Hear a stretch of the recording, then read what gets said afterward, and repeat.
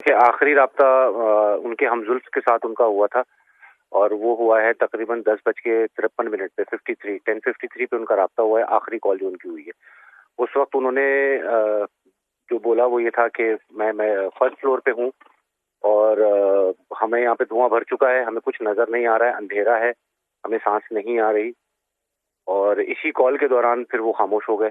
उसके बाद हमने उन्हें कॉल की, मैंने उन्हें कॉल की, हमजुल्फ ने भी उन्हें कॉल की, तो कॉल कनेक्ट हुई लेकिन राहील, मुझे बिल्डिंग में बताइएगा वेंटिलेशन का कोई दाम आयशा कितने माह हामला थी? 9 months. Almost delivery, full term. Yes, almost delivery, yes. Raheel, I am so sorry. मेरे आई रियली आई मेरे पास लफ्ज नहीं है। एक नई शुरुआत होनी थी। खानदान यकीनी तौर पे एक ऐसे दहाने पे होगा, वेलकमिंग अ न्यू लाइफ, वो एक्साइटमेंट, वो खुशियाँ, and being full term at this point. अपने ये पूरी फैमिली शॉपिंग के लिए साथ गए हुए थे? जी, जी, पूरी फैमिली थे। एक बेटा इनका घर पे था, बाकी ये 3 जो हैं ये शॉपिंग के लिए गए थे। जी, आना-जाना यहाँ पे तकरीबन तमाम ख़वातीन का सबसे मतलब one of the favourite market for house hold products और बेबी प्रोडक्ट्स। जहाँ हमें अंदाज़ा भी यही है कि वो कोई बेबी प्रोडक्ट उनकी कोई थी, रह गई, वो उन्होंने लेनी थी। उसके नए लिए वो बच्चे वहाँ की गए थे। शॉपिंग हो रही जी, थी। जी, जी। कुछ घर की चीज़ें थी, घर वो रेनोवेट कर रहे थे, उसकी कुछ चीज़ें थी, वो बेबी की थी, तो इसलिए वो वहाँ गए थे, शॉपिंग के लिए गए थे। धुआँ था फ्लोर्स पे, आग सिर्फ नीचे थी। 11:15 बजे तक भी आग ऊपर फ्लोर्स पे नहीं गई थी।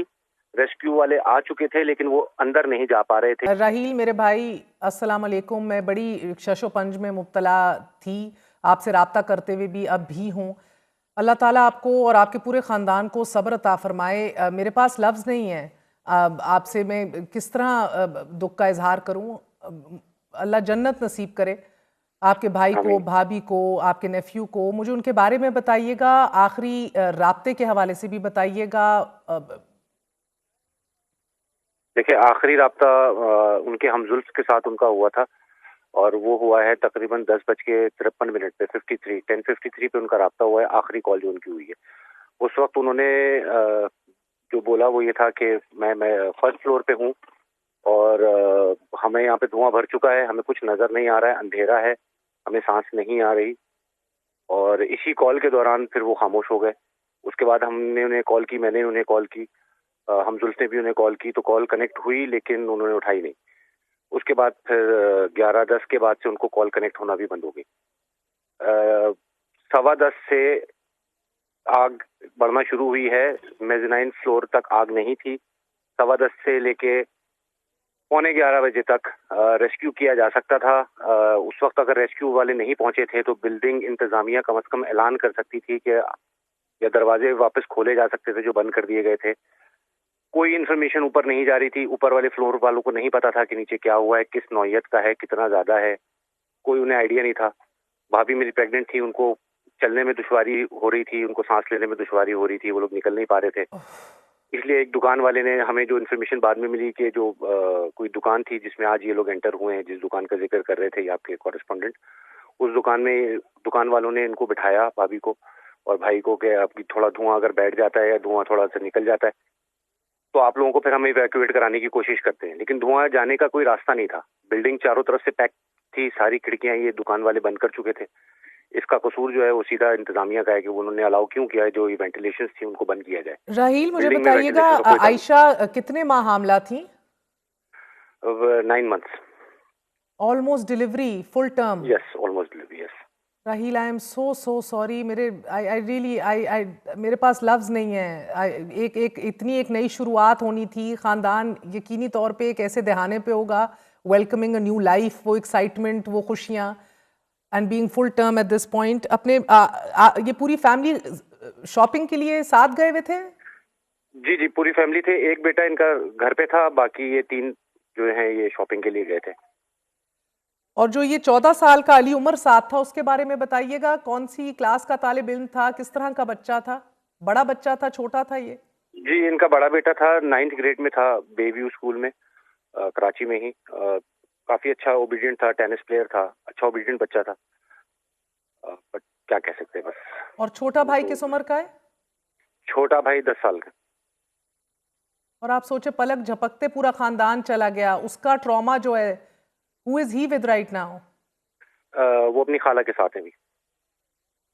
राहिल, आपकी आपकी ये आना जाना खानदान का गुल प्लाजा बहुत ज्यादा ऑफन था? गुल प्लाजा मरकज में मौजूद है, इंतहाई एक बिजी लोकेशन है, lot of people go there and come, ये आना जाना यहाँ रहता था? जी, आना जाना यहाँ पे तकरीबन तमाम खवातीन का सबसे मतलब one of the favourite market for house hold products और बेबी प्रोडक्ट्स। तो उसके लिए बहुत फेवरेट मार्केट थी खवातीन की स्पेशली। तो उनका आना जाना, मेरा ख्याल है जहाँ हमें अंदाजा भी यही है कि वो कोई बेबी प्रोडक्ट उनकी कोई थी रह गई, वो उन्होंने लेनी थी, उसके नए लिए वो बच्चे वहाँ गए थे। की शॉपिंग हो रही जी थी? जी जी। कुछ घर की चीजें थी, घर वो रेनोवेट कर रहे थे, उसकी कुछ चीजें थी, वो बेबी की थी, तो इसलिए वो वहाँ गए थे, शॉपिंग के लिए गए थे। सो राहिल, आप लोगों का पहले घंटे के अंदर ही राब्ता हो गया और फिर राब्ता मुनक़ता भी हो गया, तो ये तो आप देखें आज बिल्कुल। चौथे दिन भी ये रेस्क्यू जारी है। सो कहने का मकसद ये कि ये द स्केल ऑफ जिसे आप कहते हैं नेग्लिजेंस, ये तो इससे बढ़ के सामने नहीं आ सकती। जो जो फर्स्ट फ्लोर से भी रेस्क्यू हो सकते थे वो भी इवैक्यूएट ना कर सके, तो थर्ड फ्लोर पे तो हम आज पहुंचे हैं। बिल्कुल, देखिए ये तो हमारा अंदाजा है ना, मैं हम तो कोई स्पेशलिस्ट भी नहीं है ना, हम किसी पुलिस या किसी एजेंसी से ताल्लुक है। ये तो हमारा अंदाजा है कि हमें जो इन्फॉर्मेशन वहां से मिलती रही कि कितने बजे आग लगी, कितने बजे उनकी लास्ट कॉल आई, कितने टाइम वो वहां फंसे रहे। आग जब मैं वहां पहुंचा हूं, मैं 11:15 बजे I was there at the scene. उस वक्त 2 फायर ब्रिगेड्स मैंने देखी, एक स्नॉर्कल भी मैंने देखा। एक स्नॉर्कल उस वक्त आया ही था, लेकिन उसको जगह नहीं मिल रही थी क्योंकि गलियां ब्लॉक थी, और स्नॉर्कल काफी बड़े साइज का होता है तो वो टर्न नहीं ले पा रहा था, गली के अंदर नहीं जा पा रहा था। धुआं था फ्लोर्स पे, आग सिर्फ नीचे थी। 11:15 बजे तक भी आग ऊपर फ्लोर्स पे नहीं गई थी। रेस्क्यू वाले आ चुके थे लेकिन वो अंदर नहीं जा पा रहे थे या जाना नहीं चाह रहे थे। और जो बिल्डिंग इंतजामिया है वो बाहर आ चुकी थी, उन्होंने अपना कोई रोल प्ले नहीं किया। वो ना उन्होंने ऐलानात किए। एक दुकानदार से मेरी बात बजाते खुद हुई, उसने बोला ये हर रोज दुकान जब दरवाजे बंद करते हैं ये ऐलान करते हैं, मार्केट में इन्होंने स्पीकर्स लगा रखे हैं, ये ऐलान करते हैं कि हमें दरवाजे बंद करने का टाइम हो रहा है, आप लोग दुकानें बंद करें या इवैक्यूएट करें। उस दिन उन्होंने एक ऐलान किया था, दूसरा ऐलान उन्होंने नहीं किया। जब आग लगी इन्होंने ऐलान नहीं किया, ये दुकान वाले का कहना है। तो टाइम था, रेस्क्यू वालों के पास भी टाइम था कि वो दीवारें तोड़ के कम से कम स्मोक तो बाहर निकालते, और जो लोग अंदर थे जो दम घुटने की वजह से, सांस की वजह से बेहोश हो रहे थे, उन लोगों को बाहर निकाला जा सकता था। बट उनके पास ना मशीनरी थी कि वो दीवार तोड़ते या खिड़कियां जो बंद कर दी गई थी उनको तोड़ते, कम से कम वेंटिलेशन क्रिएट करते या कोई स्केप रूट क्रिएट करते, तो वो नहीं कर सके। राहील भाई, मुझे ये बताइएगा, आपके मुतअद्दिद लोगों से और लवाहिकीन से अब राब्ता होगा नेचुरली जो उधर मौजूद थे, बहुत से लोगों का दर्द, गम, गुस्सा सब कुछ रिपोर्ट हो रहा है। But at a point right now जिधर एक हुकूमत 17 सालों से हुक्मरानी कर रही हो, एक वज़ीर आला 10 साल से वजारत आला के ऊपर बराजमान हो, what is your frustration as a Karachiite sir? हम आए रोज रिपोर्ट करते हैं, कोई खड्डे में मर के गिर गया, उधर आपका गटर में मर के गिर गया, किसी के ऊपर डंपर चढ़ गया, ये हादसात हो गए। हम ऑडिट रिपोर्ट्स पढ़ पढ़ के इधर थक गए हैं, मुबादे दिखा दिखा के थक गए हैं कि अब कोई ऐसी बिल्डिंग इस मुल्क के अंदर, इस शहर के अंदर नहीं होगी कि जिसने तमाम तर कंप्लायंस ना की हो। देखिए जी, ये पॉलिटिकल पार्टीज तो इलेक्ट होती हैं फॉर 5 साल की टर्म, और उसमें भी वो कभी टर्म पूरी करती है, नहीं करती। तो उनको तो डायरेक्टली ब्लेम करना आई डोंट थिंक सो कि जायज है। हाँ, वो रिप्रेजेंटेटिव हैं हमारे, और वो रिप्रेजेंटेटिव हैं इदारों के, तो हमें उनको ब्लेम करना होता है और हम उनको बुला भी लेते हैं शोज पे। बट उनसे ज्यादा जिम्मेदारी मेरा ख्याल इदारों पे है। आप कोई दुकान खोलते हैं, कोई ऑफिस बनाते हैं, तो मेरा ख्याल 20-25 एजेंसीज डिफरेंट किस्म की आपके ऑफिस में आती हैं। वो आपके फायर इंस्पेक्शन के लिए भी आती हैं, आपकी हर किस्म की इंस्पेक्शन करती हैं, और उनकी उम्मीद ही होती है कि उनको एक लिफाफा दिया जाएगा और वो लिफाफा लेके वहां से चले जाएंगे। तो सबसे ज्यादा कसूर तो इदारों का है, कानून नाफिज करने वालों के।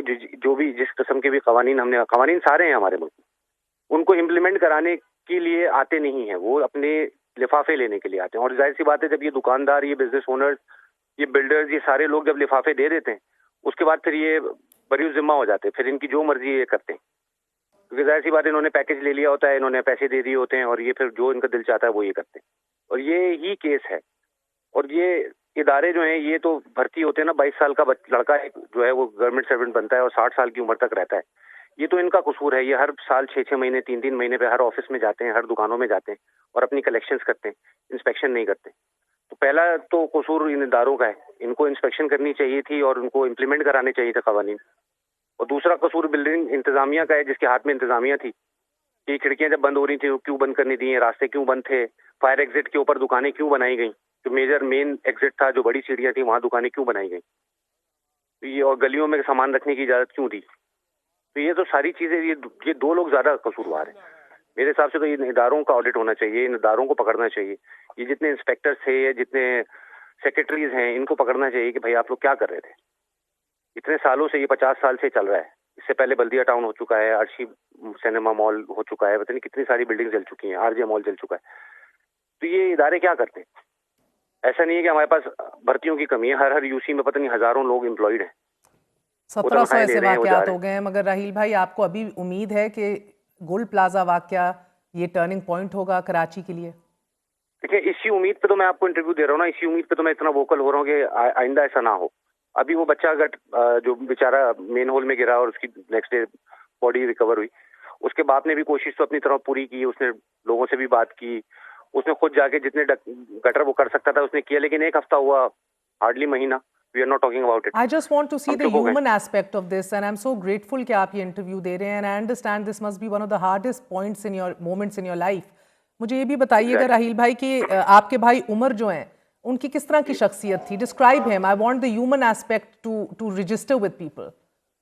देखिए, वेरी वेल क्वालिफाइड अपने सर्कल में, और अपनी जो उसकी फर्टिलिटी थी उसमें बहुत फेमस आदमी थे, बड़े आदमी थे, चीफ फाइनेंशियल ऑफिसर थे एक बहुत बड़े ग्रुप के, और पोलाइट आदमी थे। जितने भी लोग मुझे मिले, मतलब I had no idea because he was my brother, हमने तो इतना ध्यान नहीं दिया, I had no idea, so many people loved him. इतने लोग आए हैं, इतने लोग, उसके एक्स कुलीग्स, उसके स्कूल से लेके आज तक जितने लोग उससे मिले हैं वो सब आए, जो एक दफा भी मिला वो भी आए हैं। He was such a nice person, we had no idea इतना बड़ा आदमी है वो। अल्लाह उनको, मतलब आधा कराची उसको जानता है। उनको उनकी बेगम को, उनके बेटे को जन्नत फिरदौस में जगह दे, उनके दर्जात बुलंद करे, करवट करवट जन्नत नसीब करे। और ये दुआ हर उस शहीद की है कि जो गोल्ड प्लाजा की आग की नज़र हो चुका है। राहील, बहुत बहुत शुक्रिया मेरे भाई फॉर योर टाइम।